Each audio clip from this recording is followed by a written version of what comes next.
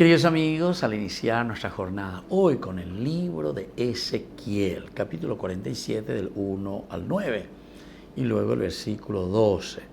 El ángel me llevó a la entrada de la casa del Señor y vi que salía agua por debajo del umbral de la casa en dirección al oriente, porque la fachada de la casa miraba hacia el oriente. El agua descendía por debajo del costado derecho de la casa al sur del altar. Luego me sacó por el camino de la puerta septentrional y me hizo dar la vuelta por un camino exterior hasta la puerta exterior que miraba hacia el oriente. Allí vi que el agua fluía por el costado derecho. Cuando el hombre salió hacia el este, tenía una cuerda en la mano. Midió 500 metros y me hizo caminar a través del agua que me llegó a los tobillos. Midió otros 500 metros y me hizo caminar a través del agua que me llegó a las rodillas. Midió otros 500 metros y me hizo caminar a través del agua que me llegó a la cintura. Luego midió otros 500 metros y ya era un torrente que no podía atravesar porque el agua había crecido. Era un agua donde había que nadar, un torrente intransitable.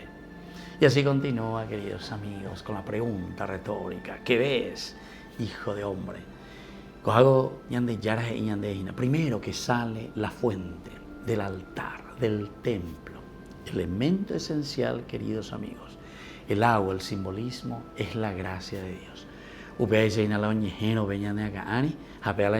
Como proceso también. 500 metros es una forma de decir el momento en que el hombre va dando pasos esenciales.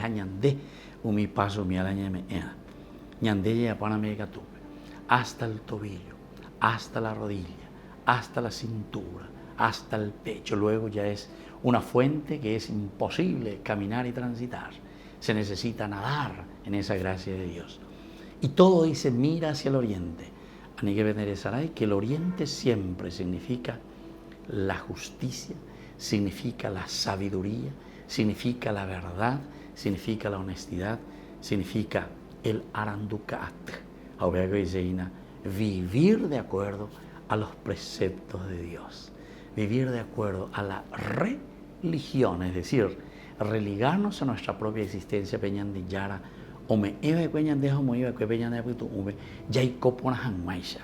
para mirar las necesidades de los demás y para hacer bien eso que Él quiere que hagamos para nuestra comunidad, para nuestra nación, para nuestro país.